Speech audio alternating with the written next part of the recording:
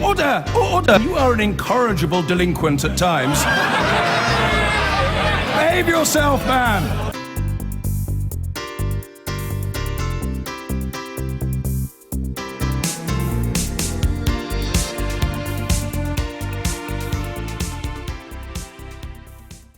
Nicola Sturgeon has announced plans for a second referendum on Scottish independence.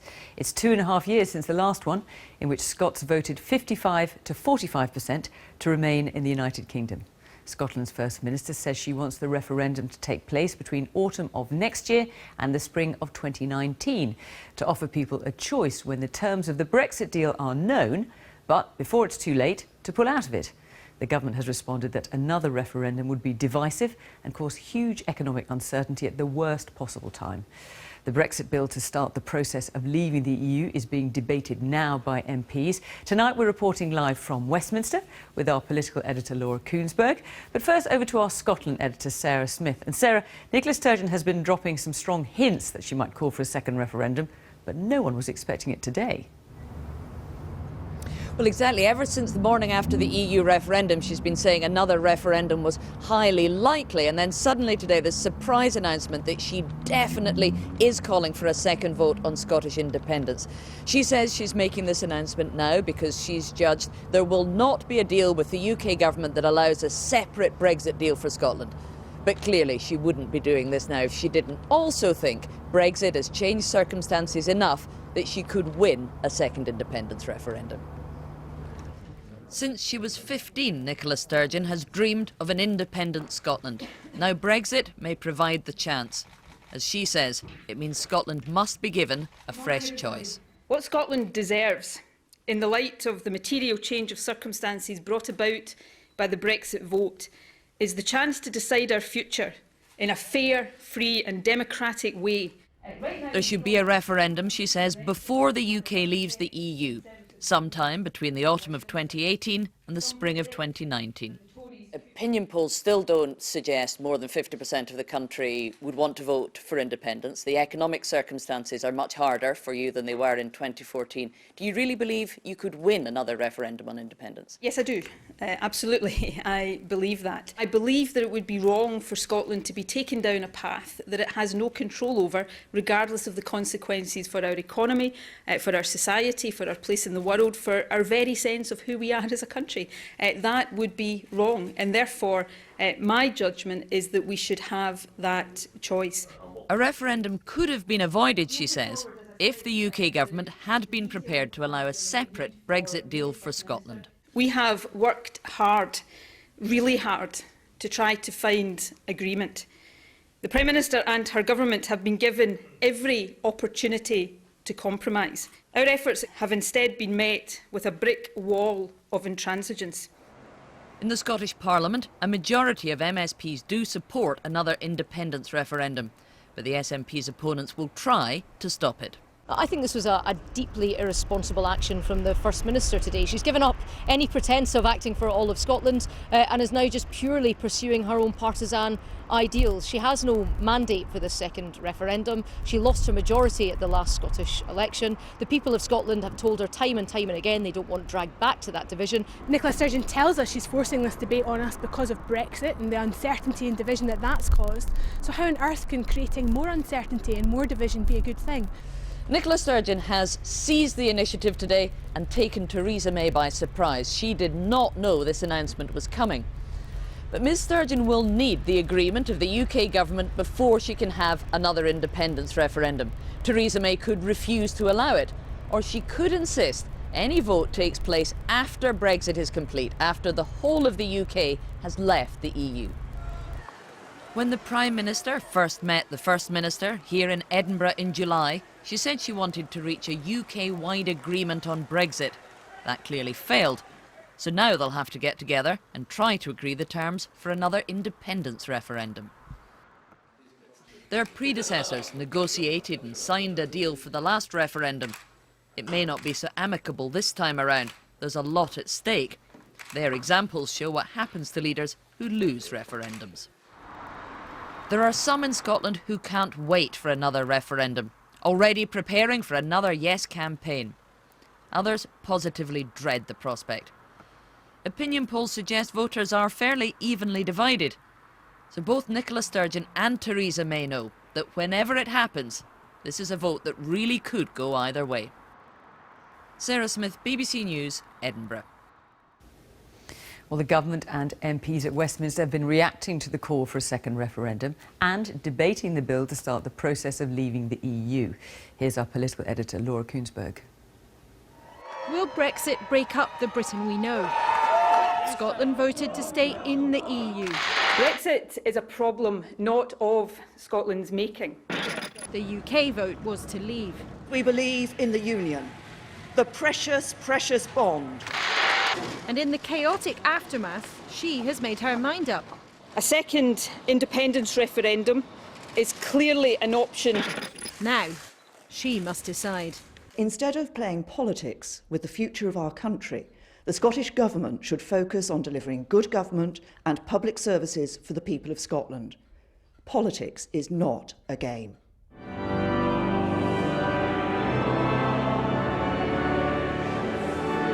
But if the Scottish Government wants to give voters a chance to leave the Union with all its complex history, can the Prime Minister, attending a Commonwealth service today, really deny that? Technically, it is down to Westminster, and it's not the government's position. But politically, is it possible? Listen to this.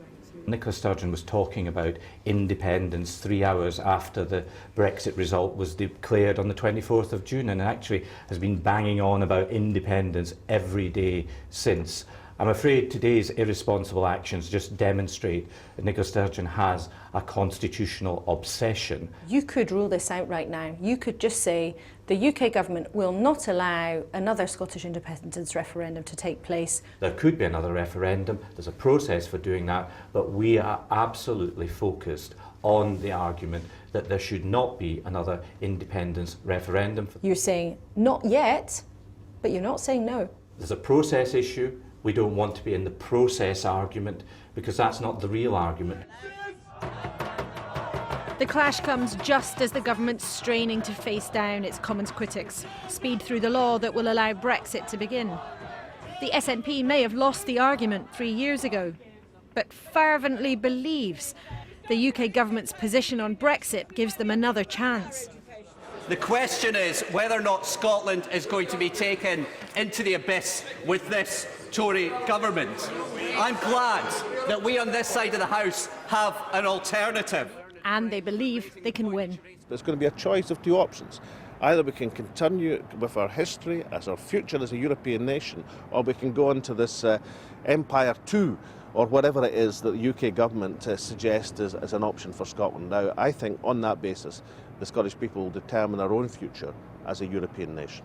Behind closed doors, ministers used to say they simply wouldn't allow another independence vote to go ahead. But the EU referendum and how Scotland voted has simply changed that whole dynamic. Even before today, there was a growing sense it wasn't if, but when. MPs are right now preparing to vote to start the legal process of Brexit. Resistance in the Lords has been fading. The measure's on course to go through. Yet whether here, in Edinburgh, in Cardiff or Belfast, in the 263 days since the referendum, so much has already changed. Laura Koonsberg, BBC News, Westminster. Well, as we heard, Brexit was a key factor in the decision by Nicola Sturgeon to call for a second Scottish referendum, and 55% of Scotland's voters opted to remain in the UK during the last independence referendum. But has the mood changed?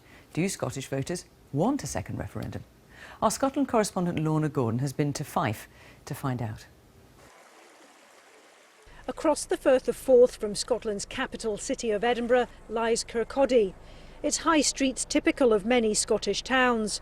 What then do people here think of the possibility of a second independence referendum? It's too early for a referendum. People are tired, plus the fact Nicola Sturgeon wants to take us back into the EU. I voted out of the EU, we're going out, don't want to go back in. In the last independence referendum a little over 2 years ago, a majority of people here in the Kingdom of Fife voted to remain as part of the United Kingdom. In fact, the results here mirrored exactly the result across Scotland as a whole. Families and couples were divided in their opinions over what was best for Scotland's future.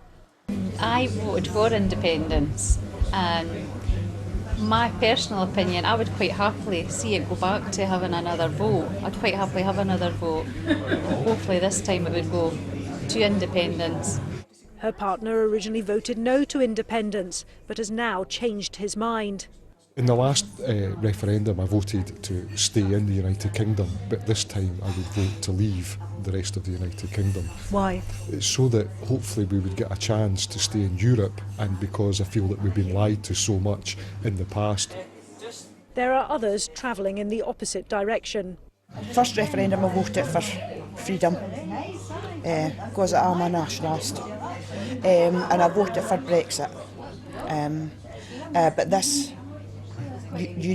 referendum is I'm going to vote to stay with the UK. Why? Immigration. On both sides there are those who are fearful for the future. If you go independent, then you don't know what's round the corner.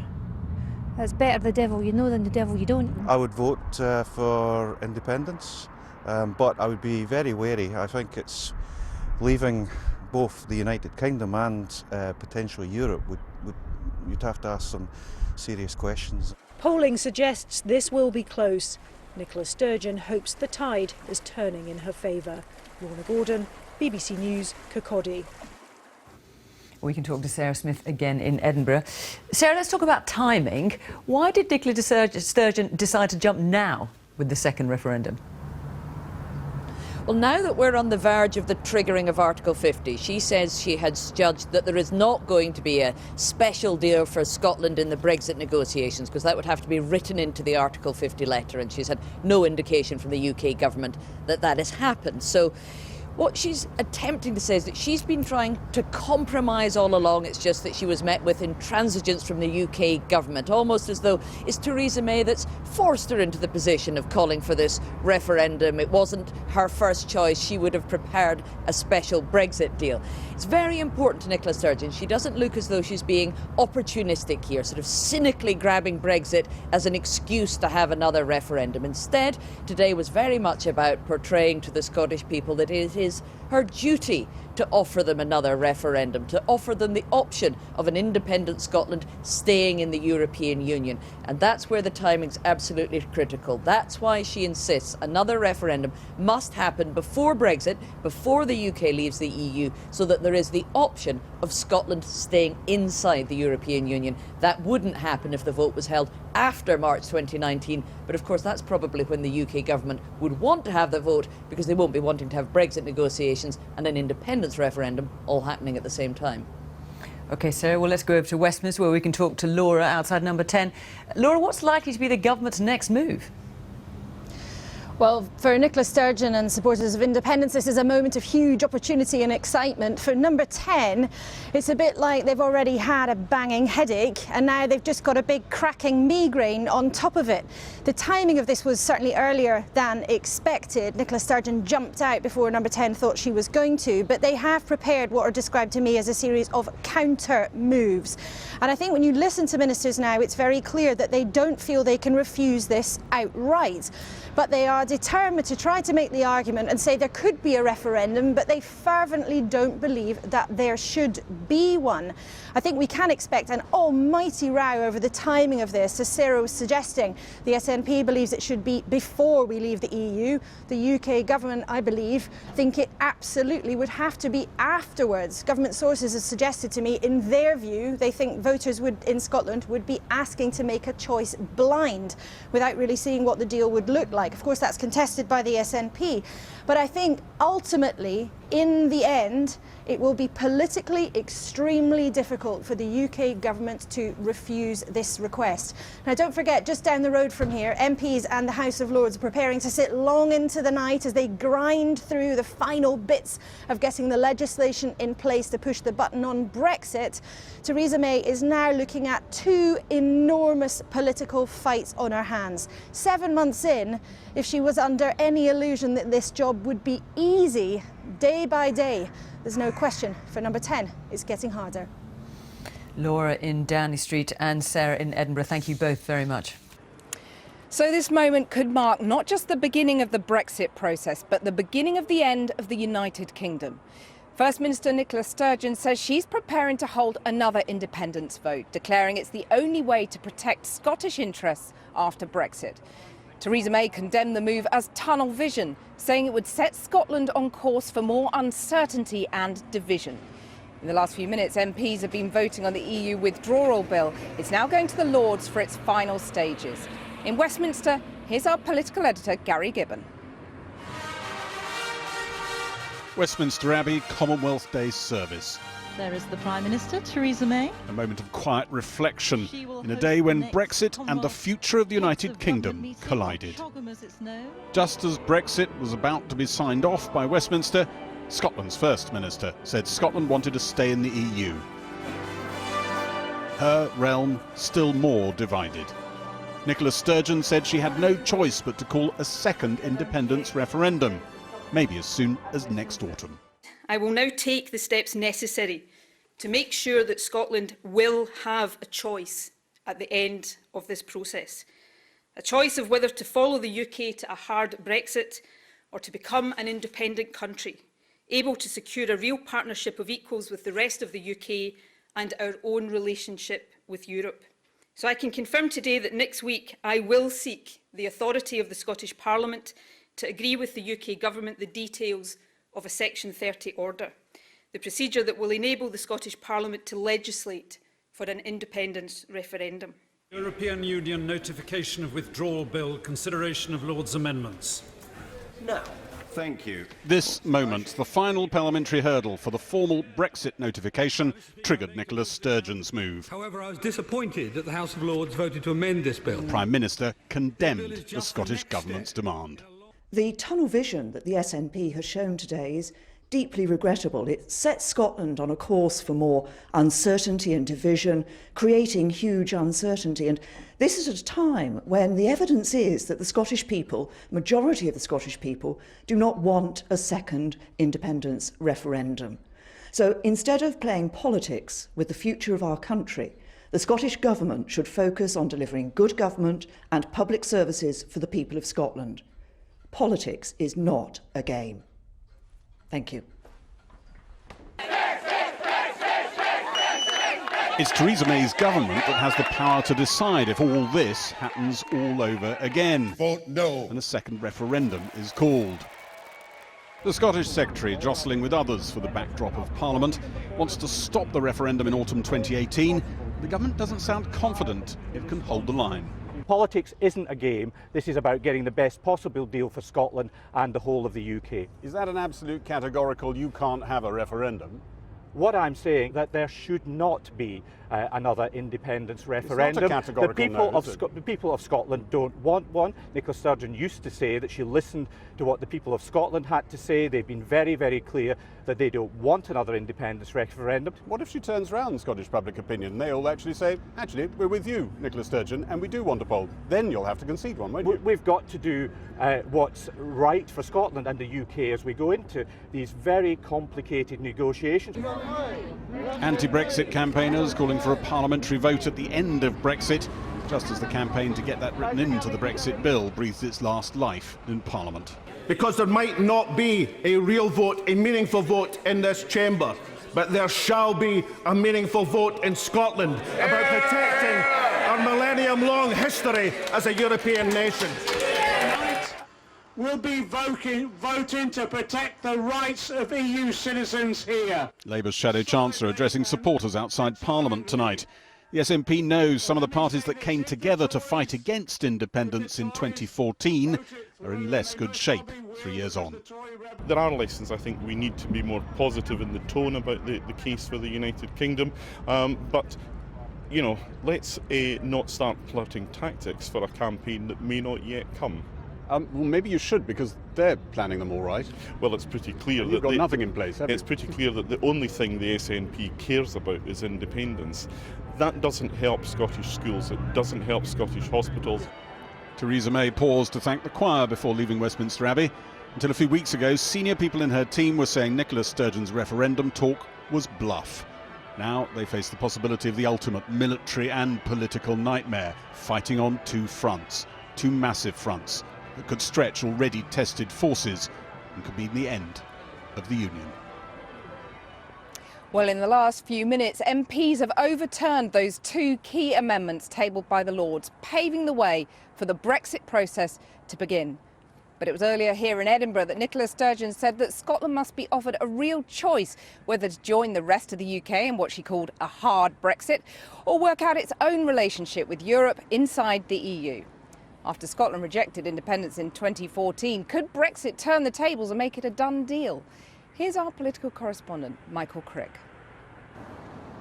In South Queensferry, home of 1, 2 and soon to be 3 Forth bridges, they know all about starting again as soon as you've finished. Nicola Sturgeon's statement about giving Scots another referendum drew a mixed response today. The whole Brexit thing is an issue because I do want to remain in Europe, so from that point of view, then I would want to vote yes. If we're to going independence? if we're going to stay in Europe. And how did you vote last time? No. So you would change your mind because of Brexit? Well, yeah. Why should we split up Britain? I don't think so. I was born British, I'll stay British. I don't want it split up. So it doesn't make any difference to you the fact that we're leaving the European Union, Scotland's leaving the European Union? No. No, it's better together. Well, I can't speak for everyone else, but mine's certainly just become stronger, actually, and Brexit's part of that. So, Why has it become stronger? because of the Brexit, I totally do not want to come out of Europe. Earlier, the First Minister claimed that the prospect of a hard Brexit from Europe and of the Tories in power at Westminster till 2030 spelt the need for a second vote on independence on this timetable. If Scotland is to have a real choice, when the terms of Brexit are known, but before it is too late to choose our own course, then that choice must be offered between the autumn of next year, 2018, and the spring of 2019. She complained Theresa May had ignored the Scottish Government's compromise proposals to remain inside the single market and also failed to keep them informed on the very basics of what's happening on Brexit. I'm standing here as the First Minister of Scotland, and I don't know whether Article 50 is going to be triggered tomorrow or Wednesday or next week or the week after that. And that tells its own story about how far away from an equal partnership this process has been. Mind you, Theresa May not know herself. Is there anything that the UK government could now say which would persuade you to rule out having a referendum? It's not really for me now to say what they could have said. I don't know that there is any prospect of them trying to say anything, because if there is now, then why haven't we had it in the past?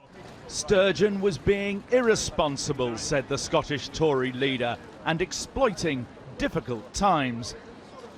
Let's put this in context. Nicola Sturgeon joined the SNP at the age of 15 with one political goal: to break up Britain. We've already saw 3 years ago that it was the oil price that was going to cause it. Today it's Brexit. We've heard from other SNP leaders saying that renewing Trident would be enough to drag us back to the polls, that Boris Johnson running for Prime Minister was enough to get us another referendum here in Scotland. This is just the latest in a long line of Nicola Sturgeon not being a First Minister for all of Scotland, but pursuing her own narrow personal political aim, which is independence for Scotland. For Labour, the case against independence is much stronger than 2.5 years ago. Scotland's divided enough. We don't want to be divided again. We've been dragged back to these arguments by a First Minister who's intent on pursuing grievance. The reality is the economic case for independence is weaker now than it was 2 years ago, and that's why the Labour Party is very firmly opposed to it. With Greens backing the SNP at Holyrood, the Scottish Parliament is expected to approve the referendum plans next week. But things won't be easy. The European Commission said today an independent Scotland would have to apply to join the EU all over again. Crick, stand by. Well, Michael is with me now. So, Michael, how easy would it be for an independent Scotland to rejoin the EU? Well, it would be exceedingly difficult. I mean, on the plus side, if you take all the dozens of criteria whereby new members are judged, Scotland would tick many, if not all, of the boxes, things to do with rule of law and democracy and anti-corruption and aspects of the economy and so on. But the former head of the European Commission London office, Jacqueline Minor, came to Edinburgh last month and told Scottish journalists that Scotland would have to join the queue behind other states that are applying, like Bosnia and Serbia and Montenegro and so on. And then, of course, Scotland would find it very difficult. It couldn't join under the same terms as Britain is a member. I mean, for instance, they couldn't get a chunk of the rebate that Britain gets. They couldn't get the opt-outs on home affairs and justice policy, or indeed the opt-out on the single currency. Would Scotland want to join the EU and join the euro as well? And there's another problem. For any new member to join, it's got to have unanimous approval from all the existing 27, or however many it is by then, states. Now, would Spain and Belgium, say, be willing to allow a breakaway state like Scotland to join the EU, particularly if it's fast-tracked into joining the EU, when, of course, they have secessionist problems of their own and wouldn't want to encourage them? Lots of questions. Hopefully we'll get some answers soon. Thank you, Michael. Well, just before we came on air, I spoke to Scotland's Cabinet Secretary for Culture and External Affairs, Fiona Hislop. I asked her, was it in the interest of the Scottish people to have a referendum so close to the last one in 2014? Well, our mandate as an elected government in May last year was to hold a referendum should the material change of circumstances. And clearly change is inevitable. With Brexit, there are clear economic challenges that will be faced. Not being part of the single market will have huge implications. And the people of Scotland deserve choice. Choice between whatever the terms of the Brexit deal will be. That might not become obvious until sometime in autumn 2018. But once people have clarity of the Brexit position and the choice of the independence position, they will have the opportunity. Otherwise, we drift for 2 years. We cannot afford to drift for 2 years. There's massive economic challenges associated with leaving the United Kingdom. I mean, look at the oil prices, for example. You used to say they had to be $100 a barrel. They're half that now. Well, in terms of Scotland's economic strength, we know that there will be, of course, there'll be challenges, but we have strength and depth in terms of the diversity of our economy. And of course, the prices were what you based your entire economic argument on. That's been... The economic situation Scotland finds itself in now is as a direct result of the United Kingdom's mismanagement of our economy and a hard Brexit deal where they not just fall off a cliff edge, but they take a running jump off a hard cliff edge, would actually damage the economy to such an extent that we have a responsibility as the Scottish Government to provide choice for a different option. But you can neither guarantee that you'd remain or rejoin the EU, nor that you would be a member of the single market still, can you? The UK are dragging Scotland, despite a 62% vote to remain from Scotland, out of the single market. We were told in 2014 that a vote to remain as part of the United Kingdom would keep us in the EU. What certainty or what guarantee were the people of Scotland given in 2014? That's the material change of circumstance, and that's why we're having choice and clarity offered to the people of Scotland between 2018 autumn and 2019 spring. What do you say to the many people who voted for an independent Scotland but also voted for Brexit? Well, people have voted for different reasons at different referendums. It's new circumstances. That's why we can't take or assume any position from anybody that's voted in either of those referendums, and that's why clarity and a new choice needs to be available once people know the terms of the either the hard Brexit deal or indeed the independence proposition put forward. But we trust the people of Scotland. They have to have that choice, and if we don't have that choice, we're basically saying allowing the Conservative government to do what they want, even if it's not in the economic interest of the Scottish people. And a hard Brexit deal is not in the economic interest of the people of Scotland. Theresa May hasn't given any indication that Westminster will back your demands for a referendum. What if they don't? Will you go ahead and hold one anyway? Well, respect for democracy is very, very important indeed. We were elected on a mandate. Theresa May has not had to face the people in a popular election. We have a mandate from the Scottish people from the election less than a year ago.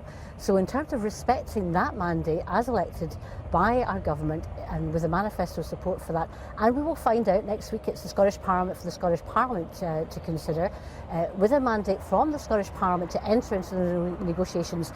I think she would be very wise to respect that. But if she doesn't, will you go ahead and have a referendum anyway? Well, I think in terms of where we are, we'll take forward our processes. We've been engaging and constructive and detailed far more in terms of our constitutional arrangements than the UK has been in theirs, and so we will make sure and we conduct ourselves in a positive way, and we look forward to seeing the result. But let's face the future with confidence as opposed to worry for the next 2 years. Fiona Hislop, thank you very much. Thank you. Well, the Brexit bill, which started this whole business off, is currently ping-ponging its way through Parliament. John, back to you with the latest on that. Thank you, Cathy. Well, let's just keep you up to date with what's happening in Parliament tonight. In the last half hour, MPs have voted to overturn an amendment which was designed to guarantee the rights of EU nationals living here. Peers had backed it, but the Commons defeated the move by a majority of 48. And then MPs also threw out a second amendment which would have given Parliament a meaningful vote on the final deal. Let's join Gary Gibbon, who's at Westminster now. Is that it then, Gary? Just about, more or less. The clerk from the House of Commons has just carried the information message from the Commons back to the House of Lords. I saw him processing through the corridors a second ago, and the Lords within the next hour or so will have a moment to debate that. But it doesn't look as though there's going to be a serious revolt there. Government majorities up in the Commons, that doesn't really incentivise people. There could be a Lib Dem attempt to get a vote going, but it won't go very far. It won't attract much support, and Labour are calling it grandstanding, so you can see that they're not going to join in with that. Theresa May will come to the House of Commons tomorrow, but not to move Article 50, which she'd be entitled to after that moment there and after the Queen has signed royal assent. There was speculation that she would be doing that. She's coming here to do a statement about the European Summit that she was allowed to attend some of last week, but she's not going to be moving Article 50. And around Downing Street, they're being terribly emphatic that there never was an intention at all to do it tomorrow. I was just spoken to by a cabinet minister who says, in fact, there is a problem with the letter, that some people want it to go into a lot of detail with schedules, and other people at the very top of government want it to be a much more general letter with fewer hostages to fortune, maybe just running the risk of disappointing the European Commission and some European countries who would like more detail, but nonetheless keeping things quite tight. Today, an extraordinary day. Rarely do you get two issues of the magnitude of Scotland and Europe on the agenda at the same time. Theresa May must be having one hell of a headache. Well, Gary Gibbon. From Westminster, we're now joined by two former cabinet ministers in the last coalition government who take very different sides of the Brexit argument. In a moment, we'll be speaking to former Northern Ireland Secretary Theresa Villiers. But first, the former Deputy Prime Minister Nick Clegg. And, well, you heard Gary Gibbon saying something there which is pretty strong. And I imagine you're feeling pretty strong tonight in the sense that MPs have decided to float the fates of 3 million people living in our country, serving the country, well, out on the high seas.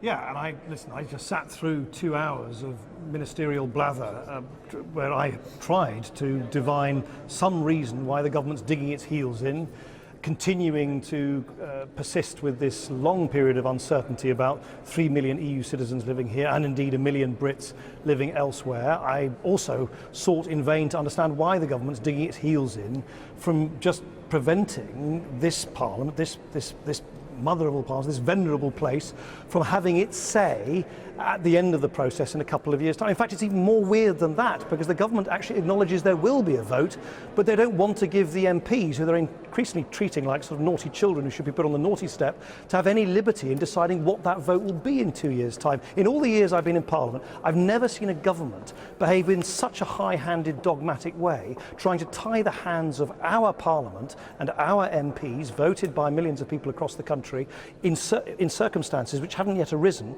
2 years hence. It's an extremely odd approach. Well, it also leaves us in a very macabre position where we're apparently dependent upon the unelected peers possibly to rescue the situation. Now, would you urge them yet again to reject what the government has done and pass a further amendment and go for it again? Yeah, look, I would. Of course I would. I think that's exactly what a revising chamber can do. It can keep asking the House of Commons to think again. But look, I recognise the reality of it. As long as the Labour Party is not prepared to stand up for its kind of European beliefs, and you've seen this catastrophic collapse in kind of Labour conviction on Europe over the last several weeks. They voted alongside Douglas Carswell and Michael Gove and all the hardline Brexiteers in favour of Article 50. They're now folding their chairs and giving up in the House of Lords. So I don't, frankly think that Liberal Democrat resistance can persist that long as the Labour Party isn't prepared to join forces. But the curious thing is that you and I were told, we were all told, millions of us were told for years by Brexiteers that the reason we should leave the European Union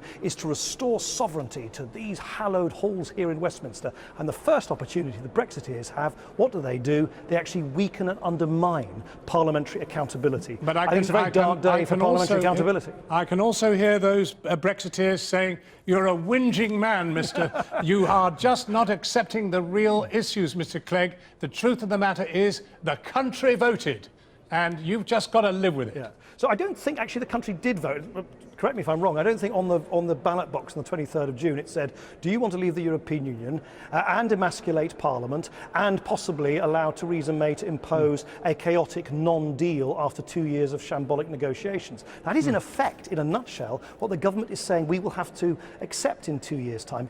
What she's point blank refusing is the right of MPs to cast a decisive judgment if she comes back with no deal at all. Well, and that's not the only problem, Theresa Villiers, if we could talk to you now, because it's quite clear now that the Prime Minister's having a problem with her letter to the European Union. I mean, come on, how long have you had this business going? You've had 4 months to sort this out, and you can't even write the letter rightly. I'm sure the letter will go off by the end of March, as set out by the Prime Minister in her speech at the Conservative Party conference several months ago. This is a shambles. You've got 3 million people, as we discussed earlier, who are now left uncertain, possibly for years, as to what is to happen to them. You've got a House of Commons which is perfectly happy not to have a sovereign vote over this, and yet the European Parliament will have. They'll have a power of veto. The Parliament will not have one here. Are you really happy with that? Parliament will have a vote on the final deal, just as it will have a vote on repealing the 1972 European Communities Act. It's just Parliament rejected is the going word to be meaningful. involved at every step of the way, and ministers were clear yet again today throughout the debate that settling the rights of EU citizens living in the UK and British citizens living abroad is going to be a top priority for the negotiations. But you've just rejected that you personally have voted against the word meaningful. What do you mean by this vote at the end if it's not going to be meaningful? Well, I'm not sure the word meaningful was actually in the amendment. It was technically flawed. It suggested that the House of Lords could not only reject a deal, could reject the Prime Minister walking away without a deal. You know, the rationale behind it, by I'm sure a number of people who backed it in the House of Lords, was to try to force the government to remain in the European Union. It was to try to overturn the result of the referendum. Well, I think that would be wrong. That's going to sound very wonderful in Scotland, because you do seem to have done absolutely nothing to try and keep Scotland in the Union. I believe strongly that the results of referendums should be respected.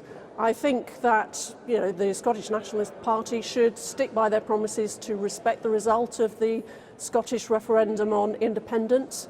They said it was a once-in-a-generation opportunity to vote on the separation of Scotland from the United Kingdom. They should stick with that. And I think a once-in-a-generation opportunity means there is no justification for returning to this question within about 20 years of the previous referendum. Coming back to it 4 years later is not justified. It will cause unnecessary division.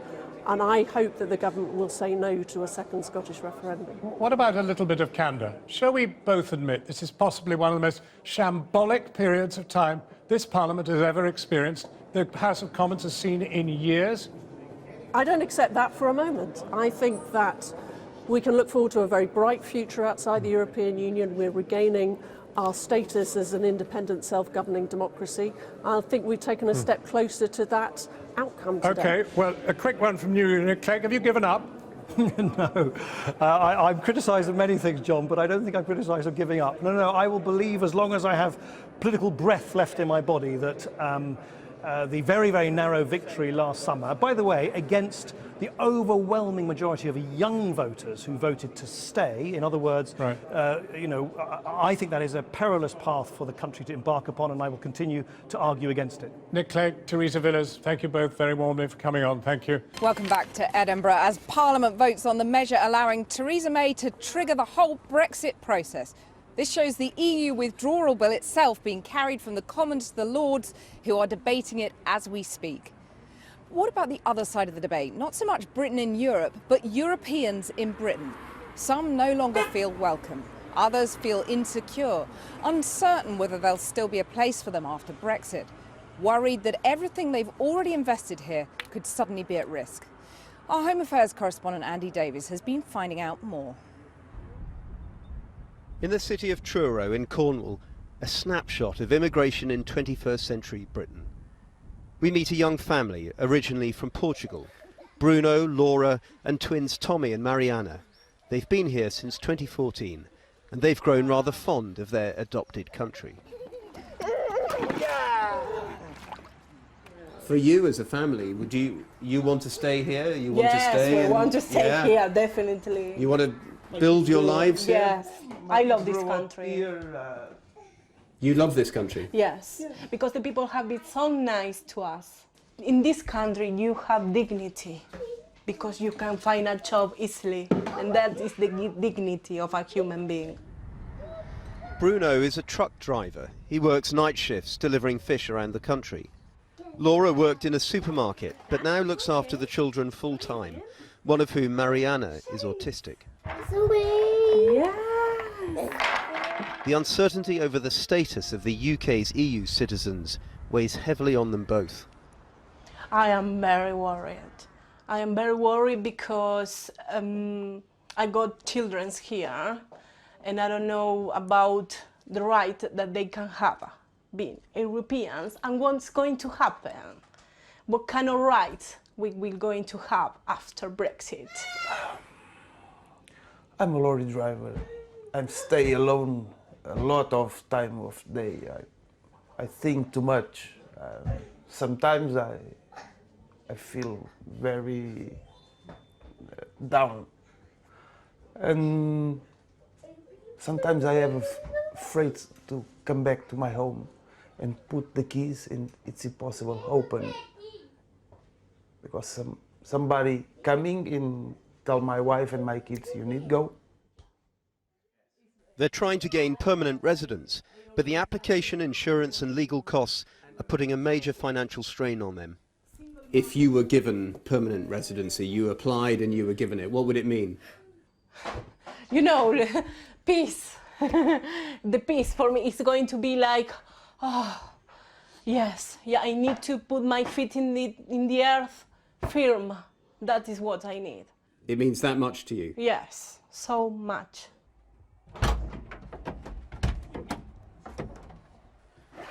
"200 miles away in Cardiff, florist and cafe owner Łukasz Biela and his partner Seb, originally from Poland, have been here over a decade.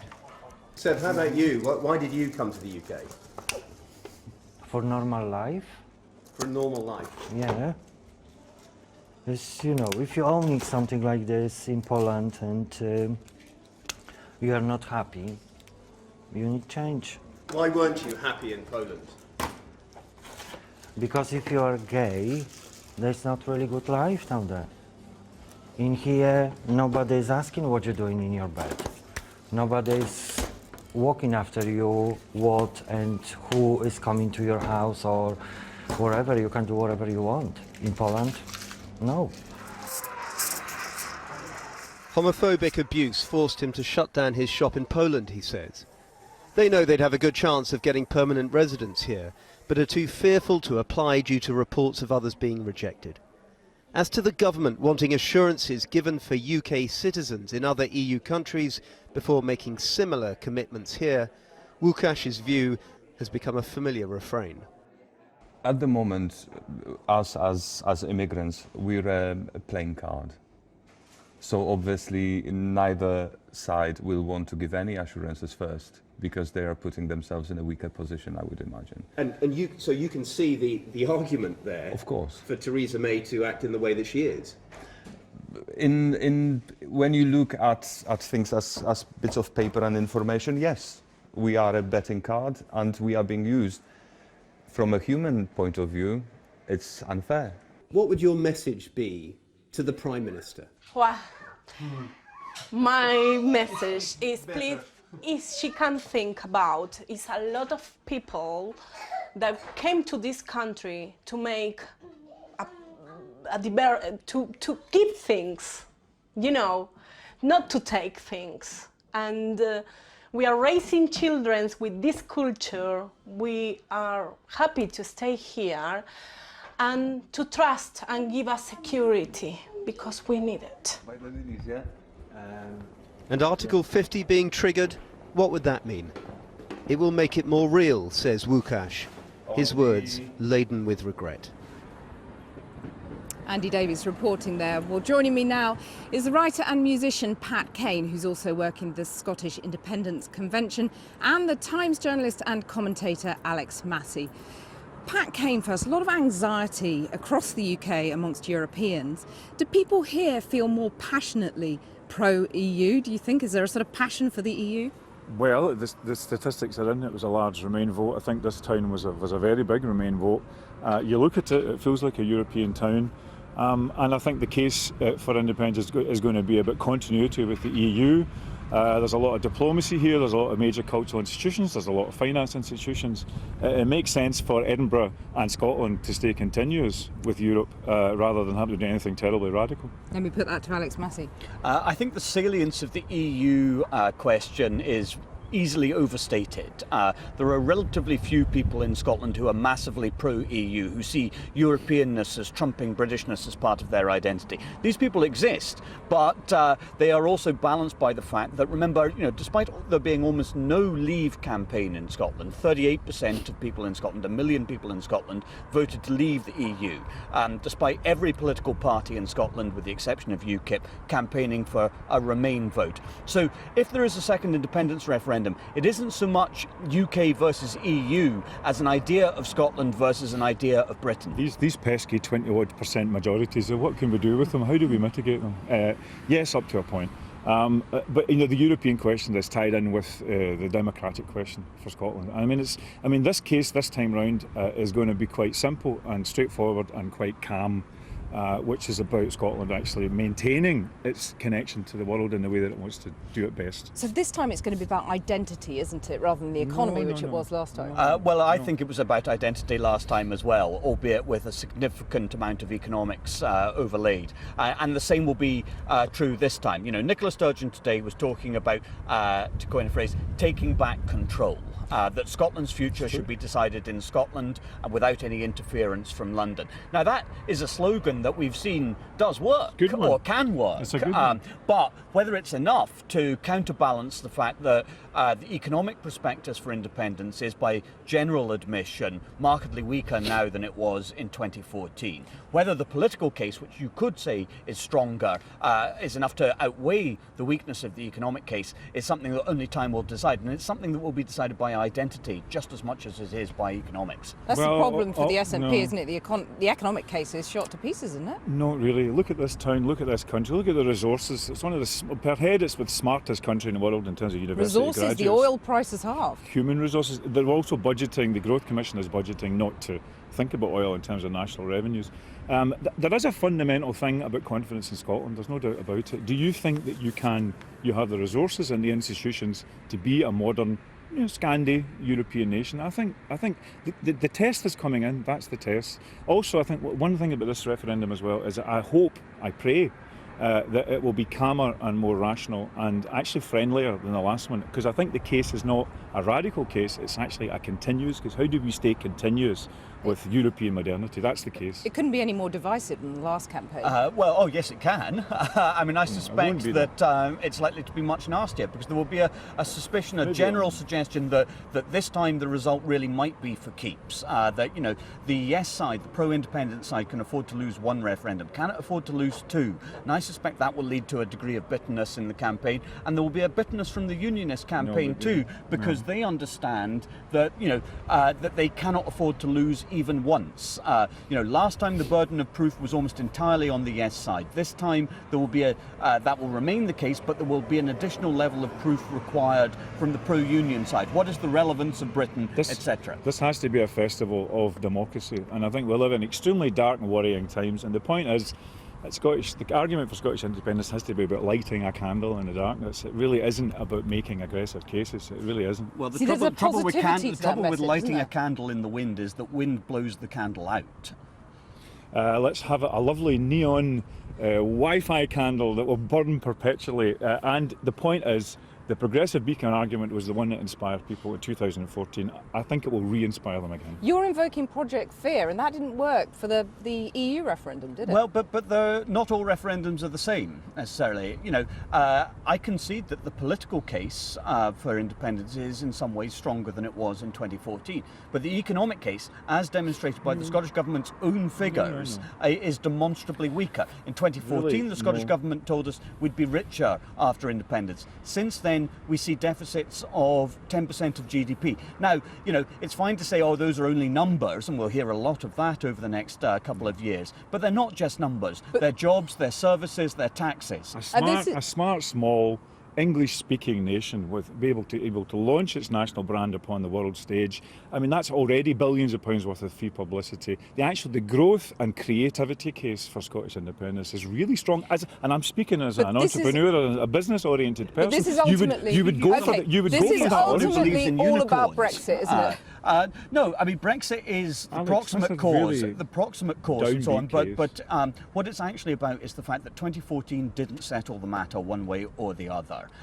Brexit is not necessarily where Nicola Sturgeon wants to start from, but the idea that this is appalling for her because it opens a pathway to achieving her lifetime's political ambition. Well, you know, she can see the upside to this too, but it will be difficult. It will be difficult for both sides. It's an enormous gamble for Nicola Sturgeon and for Theresa May.